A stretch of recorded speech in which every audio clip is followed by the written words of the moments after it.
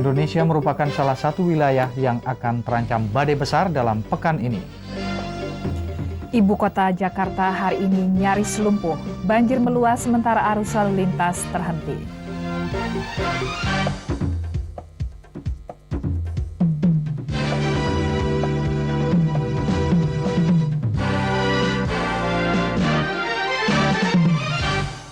Selamat malam pemirsa, kita berjumpa lagi melalui Seputar Indonesia hari ini Rabu 30 Januari 2002 bersama saya Prasetyo. Dan saya Atika Suri. Pemirsa, Pras akan menyampaikan laporan pertama. Silakan. Terima kasih. Pemirsa, Indonesia merupakan salah satu wilayah yang akan terancam badai dalam pekan-pekan ini. Badai tersebut disebut badai tropis Edi. Universitas Chochi Jepang dan hasil foto satelit yang disiarkan Institut Teknologi Industri Universitas Tokyo mencatat badai tersebut dikarenakan adanya daerah tekanan rendah di sekitar timur perairan Australia. Bersamaan dengan itu akan tercipta palung tekanan rendah di utara Khatulistiwa yang mengakibatkan liputan awan terkonsentrasi di Indonesia Barat. Liputan awan hujan untuk sepekan ke depan terkonsentrasi di sekitar Sumatera Utara dan Tengah, sebagian besar Jawa, Kalimantan Selatan, dan Maluku Tenggara. Suhu permukaan laut di wilayah Indonesia cenderung semakin hangat.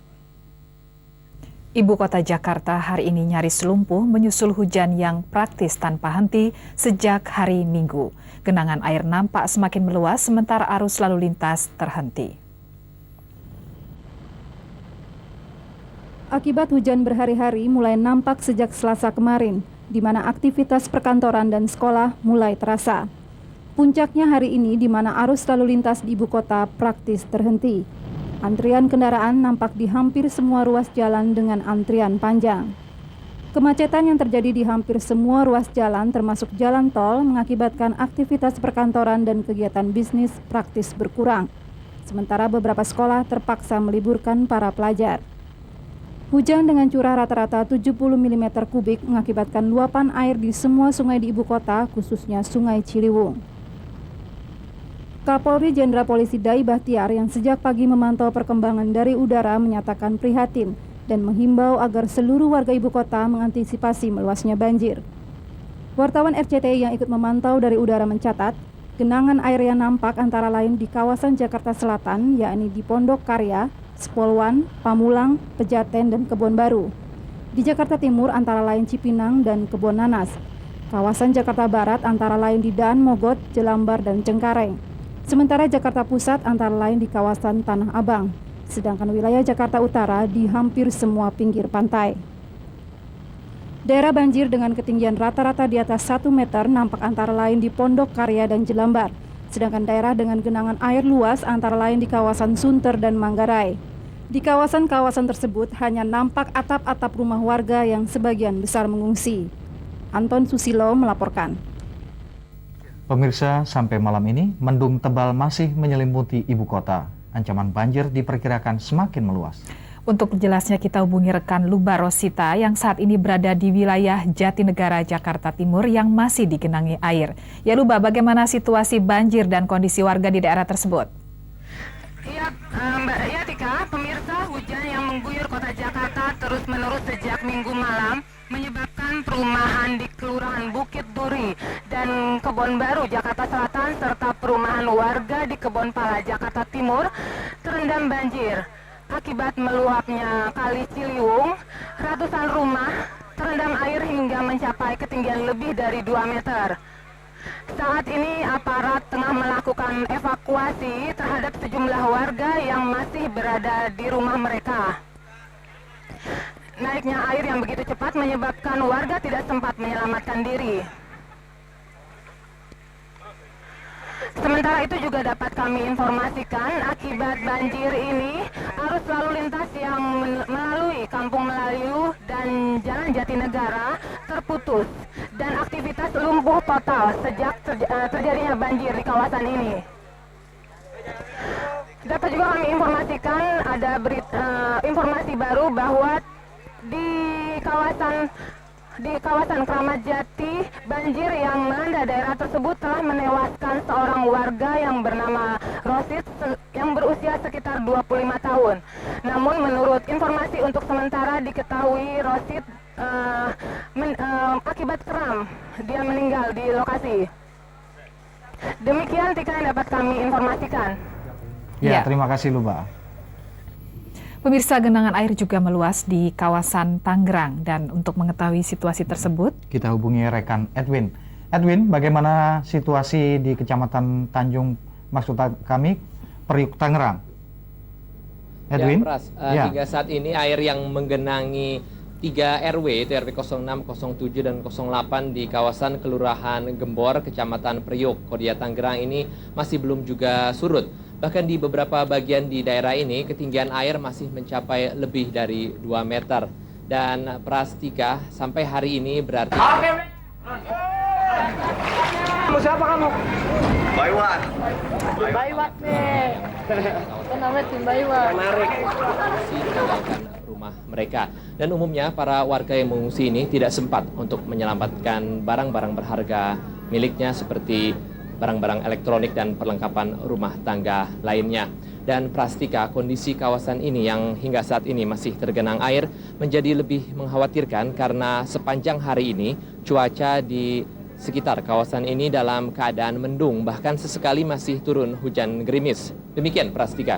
ya Edwin, apakah sudah ada bantuan buat para pengungsi?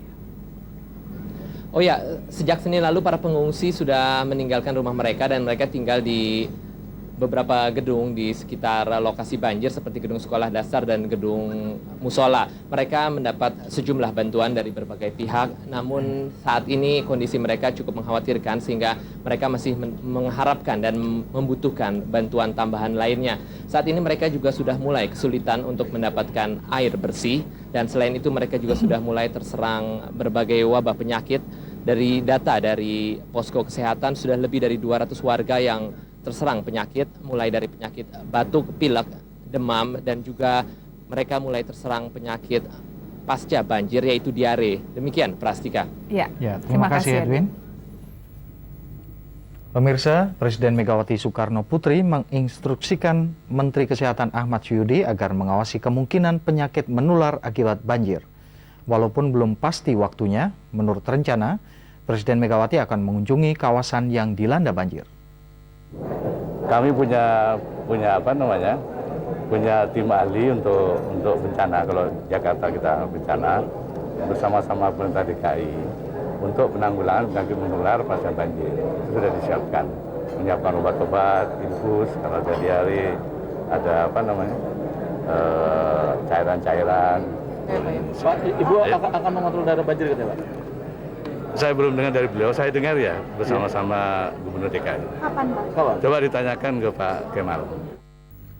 Pemirsa, Pemda DKI Jakarta mengumumkan kawasan aliran Ciliwung dan Pesanggerahan dalam keadaan siaga 1. Penduduk yang berada di kedua wilayah tersebut diminta segera meninggalkan rumah. Proses evakuasi dilakukan Pemda berkoordinasi dengan Kodam Jaya, Armabar Angkatan Udara, dan Polda Metro. Status siaga 1 untuk kawasan sepanjang aliran Sungai Ciliwung dan Pesanggerahan diumumkan Sutioso usai rapat koordinasi Muspida DKI Jakarta di Balai Kota hari Rabu. Sutioso menjelaskan, akibat banjir beberapa hari terakhir, penduduk di kedua kawasan itu harus segera dievakuasi. Sutioso mengingatkan warga segera meninggalkan kawasan yang berbahaya dan menyelamatkan harta secukupnya. Warga tidak perlu khawatir masalah keamanan karena Polda, Kodam, dan Garnisun akan menjaga rumah dan kawasan yang ditinggalkan penghuninya. Jadi dua tempat itu, Ciliwung dan aliran Pesanggerahan, saya nyatakan siaga 1 dan rakyat sekali lagi di sekitar tempat itu harus segera dievakuasikan. Saya nyatakan siaga 2 adalah sepanjang Kali Sunter. Jadi tempat-tempat yang lain saya anggap masih siaga 3 dan 4 yang belum perlu kita evakuasikan. Hujan beberapa hari terakhir di ibu kota mengakibatkan banjir di sedikitnya 29 kecamatan, yakni 6 kecamatan di Jakarta Utara dan Barat, 9 kecamatan di Jakarta Timur, dan 8 kecamatan di Jakarta Selatan. Korban tewas 11 orang, yakni 6 orang akibat longsor di Pejaten, Jakarta Selatan, 2 orang tenggelam di Cipinang Utara, 1 tenggelam karena jatuh dari atap dan 2 penghuni panti jompo di Jakarta Timur. Untuk menangani banjir dan mengevakuasi korban, Pemda DKI Jakarta dibantu sepenuhnya oleh Kodam, Polda, Armada Barat, dan Komando Operasi Angkatan Udara. Kantor Menko Kesra dan Bakornas Bencana Alam masing-masing memberikan bantuan 100 ton beras, perahu karet, dan peralatan lain. Ahmad Stono dan Hiri Kusuyanto melaporkan. Bantuan terhadap para warga korban banjir mulai mengalir.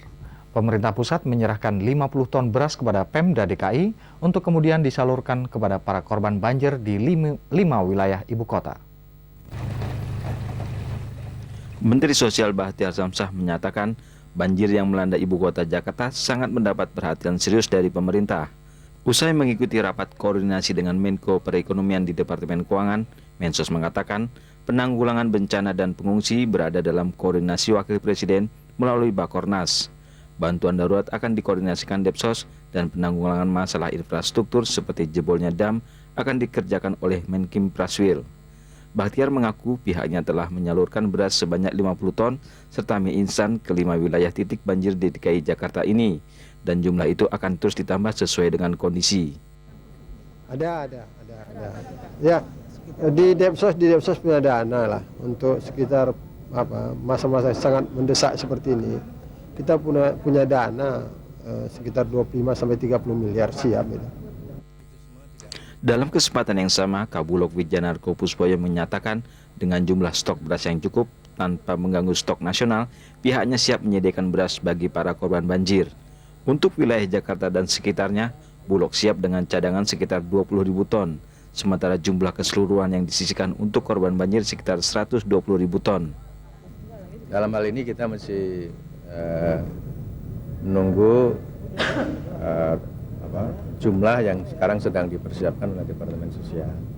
Tapi kalau plafonnya berapapun yang diminta ya, sesuai dengan plafon yang disiapkan, kita sudah siapkan.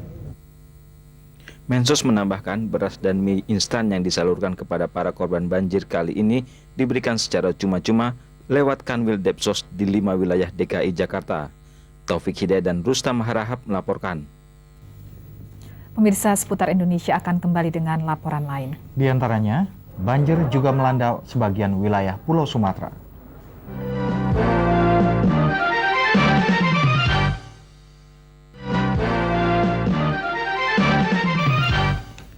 Pemirsa, banjir melanda beberapa wilayah Sumatera hari ini. Di Sumatera Utara air mencapai ketinggian 50 hingga 70 cm. Sementara di Jambi banjir merendam 7 desa dan memutus jalan lintas timur Sumatera. Sedangkan di Aceh banjir menewaskan seorang warga. Wakil Bupati Asahan Yahdi Khoir mengungkapkan banjir merendam Kecamatan Air Putih, Seisuka, dan Medan Deras karena luapan air Sungai Banjar Toba dan Sungai Bah Bolon di Desa Pasar Lapan dan Desa Tanah Merah. Tanggul di sungai ini sebenarnya baru saja diperbaiki setelah bobol akibat terjangan air 29 Desember lalu, namun tidak lagi mampu menahan derasnya air. Sementara di Jambi, banjir melanda Kecamatan Merlung, Kabupaten Tanjung Jabung Barat. Akibatnya jalan lintas timur Jambi menuju Riau putus total. Air mencapai ketinggian 2 meter. Banjir juga merendam 7 desa, diantaranya Merlung, Tanjung Paku, Rantau Badak, dan Dusun Mudo. Ratusan rumah dan ribuan hektar lahan pertanian terendam. Banjir di kota Banda Aceh hingga hari Rabu sudah surut. Namun sebagian warga masih mengungsi ke tempat yang aman. Sementara di Kabupaten Pidi, banjir menewaskan Fahrur, warga Pidi yang tertelan arus deras di kawasan pertambakan Simpang Kenire, Kota Sigli, Aceh. Pemirsa, banjir juga melanda beberapa wilayah di Jawa Timur. Warga mulai terserang penyakit, sementara arus lalu lintas praktis terputus di beberapa jalan utama. Sekitar 1.850 warga Bojonegoro, Jawa Timur yang menjadi korban luapan Sungai Bengawan Solo sejak Jumat lalu terserang diare dan gatal-gatal. Jumlah korban ini diperkirakan masih akan terus bertambah karena masih banyak kecamatan yang belum melaporkan ke Posko Bencana Alam Bojonegoro. Untuk mengatasi masalah ini, seluruh puskesmas dan rumah sakit di Bojonegoro disiagakan 24 jam dan menambah stok obat yang dibutuhkan. Sementara itu, status Kota Kediri hari ini dinyatakan siaga 1 menyusul meluapnya Sungai Berantas. Sejak pukul 7 pagi tadi, debit air Sungai Berantas meningkat 3 kali lipat dari kondisi normal 400 meter kubik menjadi 1.500 meter kubik per detik. Akibatnya sekitar 850 unit rumah penduduk di Desa Mojoroto dan Bandar Kidul, Kota Kediri, tergenang air setinggi 20 cm hingga 50 cm. Di Situbondo, jalur Pantura sepanjang 4 km masih lumpuh. Sekitar 200 kendaraan dari berbagai jenis seperti truk, bus, dan mobil pribadi terjebak lumpur bercampur batu dan kayu setinggi setengah hingga 1 meter. Lumpur juga menyapu sekitar 100 rumah penduduk di Kecamatan Kendit dan Bungatan hingga rusak parah. Lumpuhnya jalur Pantura dikhawatirkan akan berpengaruh terhadap distribusi sembako ke Jawa Timur, bagian timur, dan Bali. Pemirsa, untuk mengetahui situasi terakhir mengenai banjir di wilayah utara Jawa Timur, kita hubungi koresponden Eko Suryono. Halo Eko. Halo. Ya, bagaimana situasi saat ini? Eko? Ya. Ya, bagaimana situasi saat ini? Saya laporkan bahwa sampai pada malam hari ini upaya evakuasi lumpur, bebatuan dan kayu gelondongan yang sempat terbawa air selama hujan 15 jam hujan yang terjadi sejak sore kemarin di kawasan Kecamatan Kendit dan Bungatan, Situbondo, Jawa Timur. Ini cukup melumpuhkan arus angkutan barang karena sekitar 200 truk gandengan yang ada di kawasan lokasi bencana ini terjebak lumpur. Demikian rekan Pras. Iya, apakah sudah ada antisipasi aparat dengan terputusnya jalur tersebut? Baik, jadi sejak terputusnya jalur di kilometer 180 dari Surabaya, para aparat kepolisian menawarkan alternatif dua jalan menuju ke Bali. Pertama, di kota Probolinggo, para pengusaha dipersilakan mengarahkan kendaraannya ke arah Jember. Kemudian alternatif yang kedua, aparat juga menawarkan alternatif jalan melalui kota Bondowoso. Ya. Hal ini untuk mengantisipasi terjadinya hambatan pengiriman barang yang akan menuju ke Bali. Demikian rekan Ya, Tika. terima kasih Eko. Pemirsa, Seputar Indonesia akan kembali dengan informasi lain. Di antaranya, pengadilan terhadap Bob Hasan, tersangka dugaan kasus korupsi yang terpaksa ditunda karena saksi utama berhalangan hadir akibat banjir.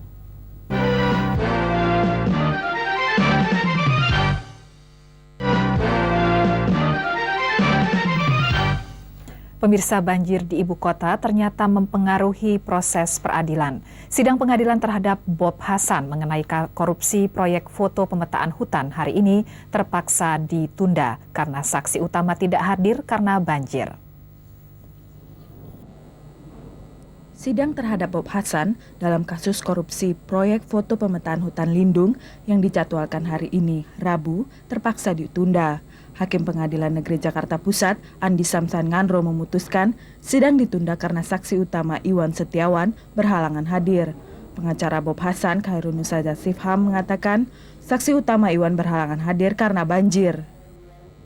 Hari ini sedianya keterangan saksi itu dari pihak anggota PHI, anggota pengurus HPHI yang pada tahun 88 ada rapat dari para pemilik HPH pada tahun 88 itu yang meminta agar pemetaan dan pemotretan udara untuk areal HPH dikoordinir oleh HPHI. Bob Hasan, tersangka kasus korupsi proyek senilai 243 juta dolar Amerika, divonis 2 tahun penjara tanggal 2 Februari tahun 2000. Dalam sidang naik banding, Hakim I. Gede Sidarta memvonis Bob Hasan 6 tahun penjara. Dalam kasasi yang diajukan kepada Hakim Saifuddin Kartasasmita, Bob Hasan diputuskan tetap harus menjalani 6 tahun kurungan. Menurut majelis hakim, ada 2 kesalahan utama Bob Hasan, yaitu korupsi penggunaan dana negara reboisasi dan penggunaan dana HPH senilai lebih dari 243 dolar Amerika. Sebagai Ketua Himpunan Pengusaha Hutan Indonesia, Bob Hasan memberikan proyek pemotretan dan pemetaan hutan lindung pada PT Mapindo Parama miliknya senilai 80,7 juta dolar. Pada sidang minggu depan akan diajukan 3 saksi kunci dari ahli hukum pidana, mantan Irjen Kehutanan, serta pemilik HPH. Betty Usman dan Vipin Kurniawan melaporkan. Tabungan Haji Arafah mengirim langkah ke Baitullah. Pemirsa, setiap calon haji wajib memperoleh imunisasi dengan suntikan meningitis untuk menghindari radang otak. Suntikan diberikan secara cuma-cuma. Dr. Penny Kusuma Astuti, salah seorang petugas kesehatan haji Indonesia, mengungkapkan virus meningitis berasal dari daerah kering dan tandus seperti Afrika. Virus tersebut bisa terbawa para calon haji asal Afrika. Gejala penderita antara lain kejang dan temperatur tubuh yang berubah-ubah, yaitu panas dan dingin. Penyakit tersebut bisa berakibat fatal, yaitu kematian. Hal yang juga harus diantisipasi sebelum melaksanakan haji, terutama bagi kaum perempuan, ialah persiapan dan perhitungan menyangkut siklus bulanan. Siklus bulanan akan menggagalkan niat naik haji.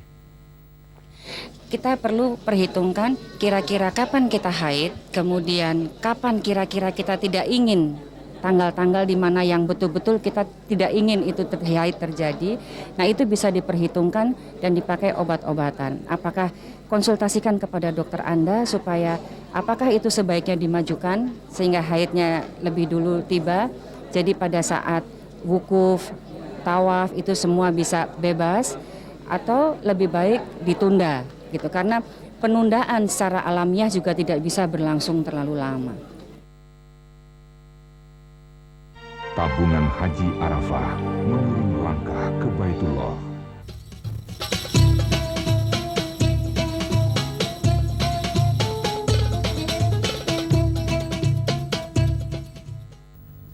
Seputar Indonesia akan kembali dengan laporan mengenai sebagian warga ibu kota yang terpaksa berjalan kaki karena berkurangnya angkutan umum yang beroperasi.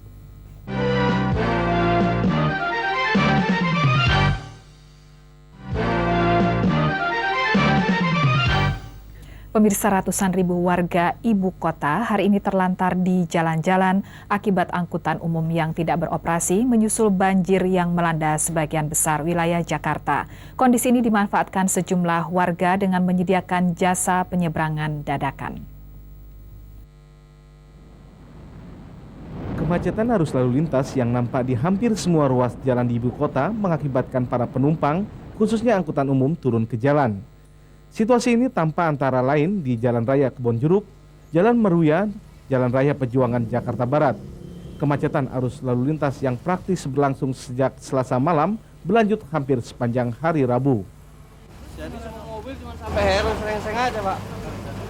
Udah nggak ada lagi, udah 92 juga baik lagi.